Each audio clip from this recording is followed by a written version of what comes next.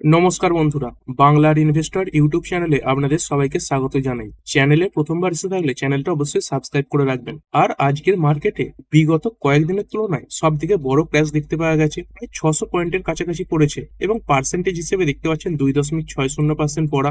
এবং এক বছরে যদি চার্ট দেখেন দেখতে পাচ্ছেন আজকের এই পতনের পরে এই যে নিফটি সেটা তার প্রায় 52 উইকের যে লো তার কাছাকাছি নেমে এসেছিল। এই নিফটির 52 উইক লো কত? এই 21,743। আর আজকের দিনের লো কত ছিল? এই 22,471। মোটামুটি এইখান থেকে যদি আরো 700 পয়েন্ট পড়তো তাহলে কিন্তু এই যে নিফটি এটা অল টাইম লো লাগিয়ে দিত। তো খুবই খারাপ সিচুয়েশন এই মার্কেটে দেখতে পাওয়া যাচ্ছে। আর মার্কেট যে পড়বে এটা উইকেন্ডের বিভিন্ন ডেভেলপমেন্ট থেকে বোঝাই যাচ্ছিল, তবে এতটা যে পড়বে সেটা আন্দাজ করা যায়নি। কারণ গিভ নিফটিতে এই যে পতন সেটা এত বেশি ছিল না এবং তার সঙ্গে সঙ্গে অন্যান্য যে মার্কেটগুলো সেগুলো এত খারাপ সংকেত দিচ্ছিল না। কিন্তু কিছু গুরুত্বপূর্ণ লেভেল ভাঙার পরে এই নিফটিতে এত প্রেসার তৈরি হয়েছে। আর যদি মার্কেটের কথা বলি, এই মার্কেটের জন্য 48 ঘন্টা খুবই গুরুত্বপূর্ণ টাইম ছিল। যদিও সেই 48 ঘন্টা এখনো পূরণ হয়নি। কি জন্য? কারণ এই ডোনাল্ড ট্রাম্প তিনি গতকালই একটা 48 ঘন্টার আলটিমেটাম এই ইরানকে দিয়েছিলেন। কিসের ব্যাপারে? To reopen strait of Hormuz. যাতে স্টেট অফ হরমুজ এটা সবার জন্য ইরান খুলে দেয়, সেই জন্য একটা 48 ঘন্টার টাইম দেওয়া হয়েছিল। এবং যদি এই ইরান না খোলে তারপরে কি করা হবে সেই নিয়েও ট্রাম্পের তরফ থেকে হুমকি গিয়েছিল। মানে বুঝতে পারছেন এই যে সপ্তাহটা সেটা কিন্তু মার্কেটের জন্য খুবই গুরুত্বপূর্ণ হতে চলেছে। এই ডোনাল্ড ট্রাম্প দেখতে পাচ্ছেন বলেই দিয়েছিলেন যে ইরানের পাওয়ার গ্রিড এটার উপর অ্যাটাক করবেন যদি 48 ঘন্টার মধ্যে এই ইরান তাদের দিক থেকে এই স্টেট অফ হরমুজ খোলার ব্যাপারে কোনো অ্যাকশন না নেয়। আর এই যে স্ট্রাইক সেগুলো তো ক্রমাগত চলছেই। এই ইসরায়েল বলুন বা তার সঙ্গে সঙ্গে আমেরিকা বলুন, এই দুজনেই এই যে ইরান তার উপর এক্সটেন্সিভ স্ট্রাইকও চালাচ্ছে। স্ট্রাইকের যে তীব্রতা সেটা আগের থেকে অনেক বেশি বেড়েছে এবং এরা স্ট্রাইক করছে, সেখানে ইরান তারাও থেমে নেই, তারাও কি করছে? এই যে রিটালিয়েট সেটা করছে। আর এখন ইরানের জন্য সব থেকে যে বড় হাতিয়ার সেটা কি? সেটা হচ্ছে স্টেট অফ হরমুজ। এটাকে তারা বন্ধ করে রেখেছে, তবে সবার জন্য এটা বন্ধ করে রাখেনি। এইখানে দেখতে পাচ্ছেন এই ইরান তারাও এই ঠেক দিয়ে রেখেছে এই আমেরিকাকে। এই আমেরিকা কি বলেছিল? তাদের যে পাওয়ার গ্রিড তার উপর অ্যাটাক করবে, মানে ইরান এটাকে পুরোপুরি অন্ধকার করে দেবে। তো সেই ব্যাপারে ইরান বলেছিল যদি আমেরিকা তাদের পাওয়ার প্ল্যান্টের উপর কোনো প্রকার অ্যাটাক করেন তাহলে ইরান তারা কি করবে? এই যে স্টেট অফ হরমুজ সেটাকে কমপ্লিটলি ক্লোজ করে দেবে। মানে বর্তমানে এই যে যুদ্ধ চলছে যারা ইরানের বিপক্ষে রয়েছে তাদের জন্য এই যে স্টেট অফ হরমুজ সেটা বন্ধ রয়েছে।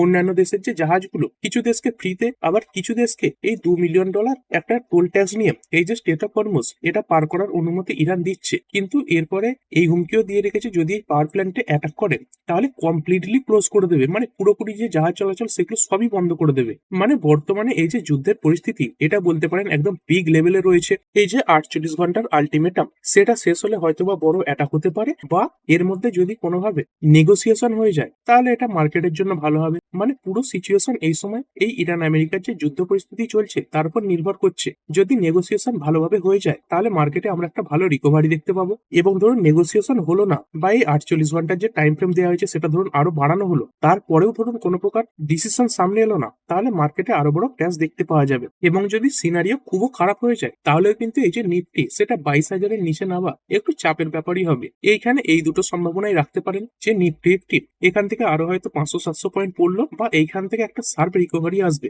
আর মার্কেটে বর্তমানে যে ক্র্যাশ দেখতে পাওয়া যাচ্ছে সেটা আমরা এই প্রথম দেখছি না। এর আগেও এই কোভিড এর সময় আমরা এই মার্কেটে বড় বড় ক্র্যাশ দেখেছি। এই যে নিফটি রয়েছে আমাদের এখানে তো এই করোনার সময় লোয়ার সার্কিট লেগে গিয়েছিল। এইখানে নিফটি দেখতে পাচ্ছেন যদি একটু লম্বা চার্ট খুলে নিই, এখানে করোনার সময় দেখতে পাচ্ছেন কত পর্যন্ত চলে এসেছিল, প্রায় 7,500 8,000 এরকম জায়গাতে চলে এসেছিল। কিন্তু সেইখান থেকে এখন নিফটি এটা তো 22,000-এর কাছাকাছি দাঁড়িয়ে আছে। যদি এখান থেকে নিফটি খুব খারাপ সিনারিওতে মানে যুদ্ধ পরিস্থিতি খুব বাড়লে যদি 20,000-এ পৌঁছেও যায় তাহলেও কিন্তু আবার যখন এই যুদ্ধ পরিস্থিতি ঠান্ডা হয়ে যাবে তখন এটা বাড়তে বাড়তে যেমন অল টাইম হাই ছিল 26,300 তার কাছাকাছিও পৌঁছবে এবং তার সঙ্গে সঙ্গে 30,000-এর কাছাকাছিও পৌঁছবে। বর্তমানে যে প্যানিকটা দেখতে পাচ্ছেন এটা শুধুমাত্র শর্ট টার্মের জন্য। তো এই সময় যারা মার্কেট থেকে বেরিয়ে যাবে তারা লস করবে, কারণ বেশিরভাগেরই যে পোর্টফোলিও সেগুলো লসে চলে গেছে। কিন্তু আপনি যদি এই লস বুক না করেন তাহলে সেটা কিন্তু আপনার লস নয়, আপনার যে পোর্টফোলিও সেটাই শুধুমাত্র নিচের দিকে পড়ছে। আপনি তো শেয়ার বিক্রি করছেন না। যখন এই শেয়ারগুলো রিকভার করবে তারপর আবার উপর দিকে বাড়বে তখন কিন্তু এখান থেকে আপনার প্রফিট হবে। তো এটাই বলবো, মার্কেটে ভয় না পেয়ে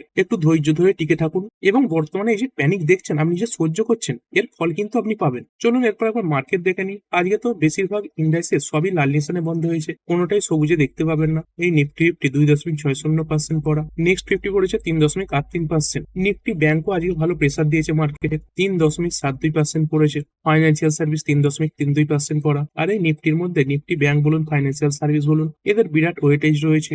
মিড ক্যাপ সিলেক্ট করেছে 3.5%, নিফটি 100, 200, 500 2.81 থেকে 3.11% পড়া, মিড ক্যাপ 50, মিড ক্যাপ 100 3.67% এবং 3.90% পড়া, বলতে পারেন প্রায় 4%-এর কাছাকাছি মিড ক্যাপ 100 পড়ে গেছে। এবং এই স্মল ক্যাপ এখানেও হাল খারাপ, স্মল ক্যাপ 100 পড়েছে 3.94% এবং এই স্মল ক্যাপ 50 এটা পড়েছে 3.68%। এবং তারই সঙ্গে সঙ্গে আমাদের যে ইন্ডিয়ান ভিক্স এটা দেখতে পাচ্ছেন আজকে 17% বেড়ে গেছে। এটা কিন্তু এই অল্প কিছুদিনের মধ্যে এই ইন্ডিয়া ভিক্স এর অল টাইম হাই বলতে পারেন। মানে ভলিটিলিটি মার্কেটে কিন্তু একদম পিক লেভেলে রয়েছে। আর মার্কেট ব্রেথ কেমন ছিল দেখতে পাচ্ছেন, যেখানে 3,420 খানা স্টক ট্রেড হয়েছে সেখানে অ্যাডভান্স শেয়ারের সংখ্যা 332 খানা এবং পড়া শেয়ারের সংখ্যা 3,008 খানা। অ্যাভারেজ বলতে পারেন একখানা বাড়া শেয়ারের সামনে প্রায় 10 খানা পড়া শেয়ার ছিল।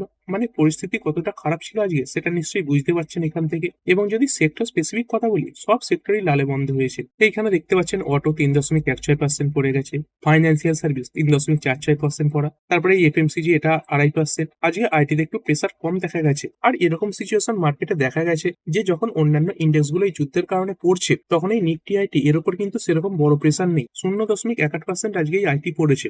মিডিয়া প্রায় 4% ডাউন। তারপরে মেটাল খুবই খারাপ পারফরমেন্স দেখিয়েছে। এই গ্লোবাল টেনশনে কি হয়, এই মেটাল কোম্পানিগুলোর যে এক্সপোর্টের ব্যবসা সেটা খারাপ হয়ে যায়, 4.8% পড়েছে। আর তেমনি ব্যাংকেও হয়, এই যুদ্ধের সময় এই যে ব্যাংক রিলেটেড কোম্পানিগুলো সেগুলো খারাপ পারফর্ম করে। ফার্মা 2.16% পড়েছে, পিএসইউ ব্যাংক পড়েছে 4.11%। মানে এই সরকারি সেক্টরের যে ব্যাংকগুলো তার যে ইন্ডেক্স এবং যে প্রাইভেট সেক্টরের ব্যাংকের ইন্ডেক্স এটাও পড়েছে 3.29%। তারপরে রিয়েলিটি মানে রিয়েল এস্টেট এখানেও 4.5% পতন দেখা গেছে। আজকের যে পতন সেটা খুবই ভয়াবহ ছিল। এবং এই নিফটি ফিফটির মধ্যে যে বড় বড় কোম্পানিগুলো রয়েছে সেগুলো আজকে নিফটি ফিফটিতে বড় প্রেসার তৈরি করেছে। যেমন এই এইচডিএফসি ব্যাংক লিমিটেড, একজন টপ ম্যানেজমেন্টের রেজিগনেশনের পর থেকে এই যে এইচডিএফসি ব্যাংক এটা তো ক্রমাগতই পতন দেখতে পাওয়া যাচ্ছে। এই 5 দিনে দেখতে পাচ্ছেন এইচডিএফসির মতো একটা এত বড় ব্যাংক 11%-এর থেকেও বেশি পড়ে গেছে।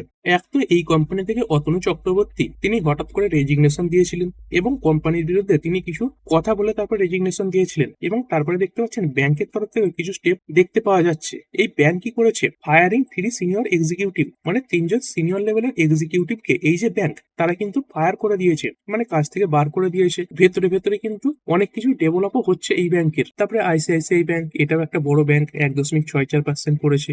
এবং এই রিলায়েন্স ইন্ডাস্ট্রি এটাও দেখতে পাচ্ছেন এই শেষের দিকে কিছুটা ভালো পারফর্ম করলেও প্রথমে কিন্তু বিরাট প্রেসারে ছিল। মানে এই ধরনের যে বড় বড় কোম্পানিগুলো এইগুলোর তরফ থেকে সাপোর্ট পাওয়া যায়নি। আর যদি গ্লোবাল মার্কেটের কথা বলি, যেইগুলো আমাদের এই ইন্ডিয়ান মার্কেট বন্ধ হওয়ার সময় বা তার আগেই বন্ধ হয়ে গিয়েছিল, যেমন এই জাপানের মার্কেট দেখতে পাচ্ছেন 3.41% পড়েছে। তারপরে সাংহাই ইন্ডেক্স 3.63% পড়েছে, হ্যাংস্যাং পড়েছে 3.54%। তারপরে কোসপি সাউথ কোরিয়ার মার্কেট এটাই 6.5% পড়েছে। মানে গ্লোবাল লেভেলেই আজকের দিনে এই যে টেনশন সেটা দেখতে পাওয়া গেছে। কারণ এর আগে কি হয়েছিল, ডোনাল্ড ট্রাম্প এই ইরানকে 10 দিনের একটা টাইম ফ্রেম দিয়েছিলেন, কিন্তু সেই যে টাইম ফ্রেম সেটা কমপ্লিট হওয়ার আগেই এই ইরানের উপর অ্যাটাক শুরু হয়েছিল। এবং বর্তমানে কি হয়েছে, 48 ঘন্টার একটা টাইম ফ্রেম দিয়েছেন। এবং এইটাই বিভিন্ন দেশের যে ইনভেস্টররা রয়েছে তাদের মনের মধ্যে একটা ভয় তৈরি করেছে যে হয়তো বা এই 48 ঘন্টার মধ্যেই বা 48 ঘন্টা শেষ হওয়ার পর একটা বড় অ্যাটাক হতে পারে। এবং তারই সঙ্গে সঙ্গে আমাদের এই যে আয়না রয়েছে বা ইন্ডিয়ান রুপি এটাও ক্রমাগত দুর্বলই হচ্ছে। আজকের দিনেও এই অল টাইম লো লাগিয়েছিল। দেখতে পাচ্ছেন এই ওয়ান ডে যে ক্যান্ডেল স্টিক সেটা খুলে নিয়েছি, এইখানে দেখতে পাবেন এই যে হাই, তো আজকের হাই কত ওপরে দেখতে পাচ্ছেন 94.10। এটাই কিন্তু আমাদের যে ইন্ডিয়ান রুপি এর অল টাইম লো। এই ইন্ডিয়ান রুপির দুর্বলতা এটা মার্কেটের উপর প্রেসার তৈরি করেছে। এবং তারই সঙ্গে সঙ্গে যদি ক্রুড অয়েলের কথা বলি, এই ক্রুড অয়েলও একদিনের যে ক্যান্ডেল স্টিক সেটা খুলে নিয়েছি। দেখতে পাচ্ছেন আজকের দিনে ক্রুড অয়েল কত হাই লাগিয়ে দিয়েছিল, যদি মোটামুটি দেখেন এই 114.43 হাই এই যে ক্রুড অয়েল এটা লাগিয়ে দিয়েছিল। তো সব দিক থেকেই মার্কেটে কিন্তু প্রেসার তৈরি হয়েছিল। এরপরে চলুন কিছু স্টক দেখে নিই যেগুলো মোটামুটি ভালো পারফর্ম করেছে। আর আজকের দিনে এমন স্টক খুঁজতে যাবেন না যেগুলো 5-6% বেড়েছে, যেগুলো বেড়েছে খুব অল্পই বেড়েছে। যেমন এই এইচসিএল টেক 1.75% বেড়েছে। তারপরে সান টিভি 0.36%, ট্রাইডেন্ট লিমিটেড এটা খারাপ পারফর্ম করতে করতে একসময় ভালো পারফরমেন্স দেখিয়েছে, 1.03% বেড়েছে। তারপরে গুজরাট ফ্লোরকেম এটা 0.82% বাড়া, পাওয়ার গ্রিড বেড়েছে 0.81%, আপার ইন্ডাস্ট্রি এটা 0.54% বেড়েছে। মোটামুটি যেগুলো আজকে তেজিতে ছিল মানে টপ গেনার সেগুলোতেও আজকে যে গেন পার্সেন্টেজ সেগুলো কিন্তু খুব বেশি ছিল না, বেশিরভাগই দেখতে পাচ্ছেন 1%-এর কাছাকাছি বাড়া। সেখানে যদি পড়া শেয়ারের কথা বলি, পড়া শেয়ারে তো ভয়াবহ ক্র্যাশ দেখা গেছে। যেমন এই জেপি পাওয়ার ভেঞ্চার্স এটা 10.51% পড়েছে। আর এই কোম্পানিটা পড়ার পেছনে সলিড কারণও রয়েছে। কিছুদিন আগে যদি দেখেন এই স্টকে ভালো তেজি এসেছিল এবং যেই কারণে তেজি এসেছিল সেই কারণটা নিয়ে কিছু টেনশন দেখা যাচ্ছে। কি কারণে এর আগে তেজি এসেছিল দেখতে পাচ্ছেন, এর আগে 10% কখন বেড়েছিল, এই একটা কোড রয়েছে এনসিএলটি এরা কি করেছিল, এই জয়প্রকাশ অ্যাসোসিয়েটের যে রেজলিউশনের প্ল্যান সেই ব্যাপারে অ্যাপ্রুভাল দিয়েছিল এবং এই অ্যাপ্রুভালের মাধ্যমে এই এনসিএলটি এরা কি বলেছিল যে আদানি গ্রুপ তারা এই যে জেপি অ্যাসোসিয়েট এটাকে অ্যাকোয়ার করতে পারবে এই রেজলিউশন প্ল্যানের আন্ডারে। কিন্তু এই জয়প্রকাশ অ্যাসোসিয়েট এই কোম্পানিটাকে কেনার ব্যাপারে এই আদানি ছাড়াও অন্যান্য অনেক কোম্পানি বিড লাগিয়েছিল, অনেক কোম্পানি লাইনে দাঁড়িয়েছিল এই কোম্পানিটাকে কেনার ব্যাপারে, এবং সেই নিয়ে কিছু আপডেট সামনে এসেছে। এবং যেই কোম্পানিগুলো লাইনে দাঁড়িয়েছিল তাদের মধ্যে দেখতে পাচ্ছেন এই যে বেদান্ত এরাও রয়েছে। তো এই বেদান্ত এরা কি করেছে, এই যে এনসিএলটির আপার কোর্ট রয়েছে এনসিএলএটি, সেখানেই জেপি গ্রুপে এই আদানি যে বিড লাগিয়েছে তার এগেনস্টে একটা মামলা করে দিয়েছে। মানে আগে যে ক্লিয়ারিটি দেখা যাচ্ছিল সেটা কিন্তু এখন কমেছে। এরপরে এনসিএলএটি এখানে এই ব্যাপারে আবার শুনানি হবে এবং সেই কারণে স্টক পড়েছে। তো এর পরের ডেট কবে রয়েছে দেখতে পাচ্ছেন, এরপরে টিউসডে মানে আগামীকালই এর শুনানি হতে চলেছে, যেখানে আদানি গ্রুপকে থাকার ব্যাপারেও বলা হয়েছে। তো প্রথমে এনসিএলটি হলো, তারপরে এই এনসিএলএটি গেল। তো এইখান থেকেও যদি এই আদানি গ্রুপ ছাড় পেয়ে যায় তাহলে কি হবে, এরপরে বেদান্ত এর কাছে একটা অপশনই পড়ে থাকবে যে সুপ্রিম কোর্টে যাওয়া।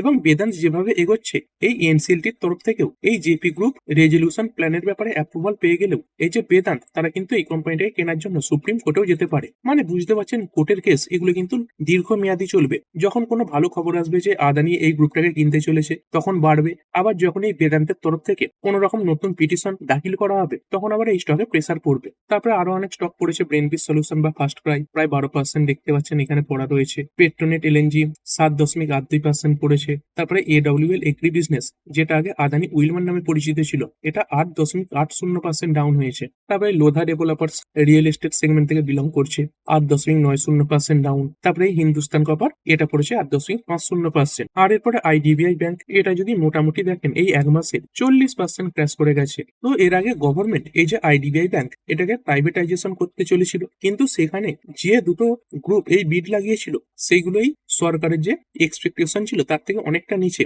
সেই কারণের জন্য এই আইডিবিআই ব্যাংক এরা কি করেছিল, এই যে প্রাইভেটাইজেশন সেটাকে ক্যান্সেল করে দিয়েছিল, মানে স্থগিত করে দিয়েছিল। তারপরে এই স্টকে বড় পতন এসেছিল। কিন্তু তারপরে দেখতে পাচ্ছেন আইডিবিআই ব্যাংক এরা কি করতে চলেছে, গভর্নমেন্ট মুলস ওএফএস রুট টু পিয়াস্টেক, মানে এরপরে এই যে ওএফএস রুট মানে অফার ফর সেল রুট, এই রুটের মাধ্যমে এই যে আইডিবিআই ব্যাংক এরা আবার তাদের যে স্টেক সেগুলো বিক্রি করতে পারে। এবং এই খবরের পর 7% পড়েছে। মানে বুঝতে পারছেন স্টক এমনি টপ লেভেল থেকে এই 40% পড়ে গেছে। তারপরেও যদি আবার ওএফএস আনে, এখন কিন্তু আবার অনেকটা কম দামি এই যে ওএফএস সেটা আনতে হবে। এই কোম্পানির প্রতি বড় বড় ইনভেস্টর এবং তার সঙ্গে সঙ্গে মানুষের আগ্রহ কিন্তু দেখতে পাওয়া যাচ্ছে না। দেখতে পাচ্ছেন no buyer at desire valuation for IDBI bank. তো এই সময় গভর্নমেন্টের কি ভাবনা চিন্তা দেখতে পাচ্ছেন, ওই নেই পাবলিক কো চিপকা দেগে, মানে সাধারণ যে মানুষ তাদের কাছে এই যে শেয়ার সেটা পৌঁছে দেবে, এরকমই গভর্নমেন্ট প্ল্যান করতে চলেছে। আর এইসব কারণে স্টকে বড় প্রেসার এসেছে। এরপর একটি কোম্পানি বেদান্ত লিমিটেড, তো এই কোম্পানিটা এই যে ডিভিডেন্ড এটা দেওয়ার জন্য বিখ্যাত। কোম্পানি বিরাট পরিমাণে ডিভিডেন্ড দিয়ে থাকে। কোম্পানির আজকের দিনের বোর্ড মিটিং ছিল এবং দেখতে পাচ্ছেন এই কোম্পানি 11 টাকা করে ইন্টারিম ডিভিডেন্ড দেওয়ার ব্যাপারে ঘোষণা করেছে। তো এর রেকর্ড ডেট কবে কি রাখা হয়েছে দেখতে পাচ্ছেন, এই স্যাটারডে মার্চ 28 এই যে ডেটটা এটাকে রেকর্ড ডেট হিসেবে রাখা হয়েছে। তো এই ডেটে যদি শেয়ারটা আপনার পোর্টফোলিওতে থেকে থাকে বা ডিম্যাট অ্যাকাউন্টে থেকে থাকে তাহলে আপনি এই যে ডিভিডেন্ড এটা পাওয়ার জন্য এলিজিবল হবেন। এবং এই ডিভিডেন্ডের জন্য কোম্পানি টোটাল 4,300 কোটি টাকা খরচা করবে। অর্থাৎ সব শেয়ার হোল্ডারকে এই যে ডিভিডেন্ড এটা দিতে গেলে 4,300 কোটি টাকা খরচ হবে। এরপরে গোল্ড সিলভার, আজকের দিনে গোল্ড সিলভারেও বিরাট মোমেন্টাম দেখতে পাওয়া গিয়েছিল। এখন তো এই গোল্ড এটা দেখতে পাচ্ছেন এই 2.72% পড়া রয়েছে, 1,40,000-এর উপরে ট্রেড করছে। কিন্তু একসময় যদি দেখেন বড় ক্র্যাশ এসেছিল, এই যে গোল্ড এটা একসময় এই 1,30,000-এর কাছাকাছি পৌঁছে গিয়েছিল এবং সেইখান থেকে যদি দেখেন প্রায় 10,000 টাকার কাছাকাছি রিকভারি এই গোল্ড এখানে দেখতে পাওয়া গেছে। এবং এক মাসে যদি দেখেন দেখতে পাচ্ছেন আজকের দিনটা এই গোল্ডের জন্য সব থেকে খারাপ দিন ছিল। এবং শুধুমাত্র গোল্ডে নয় এই সিলভারেও আজকে খারাপ পারফরমেন্স দেখতে পাওয়া গেছে। বর্তমানে এই যে সিলভার এটা তো এই 1.12% পড়া, কিন্তু একসময় এই সিলভার যেটা বর্তমানে 2,24,000-এর কাছাকাছি রয়েছে সেটাই 2 লাখের নিচে নেমে গিয়েছিল।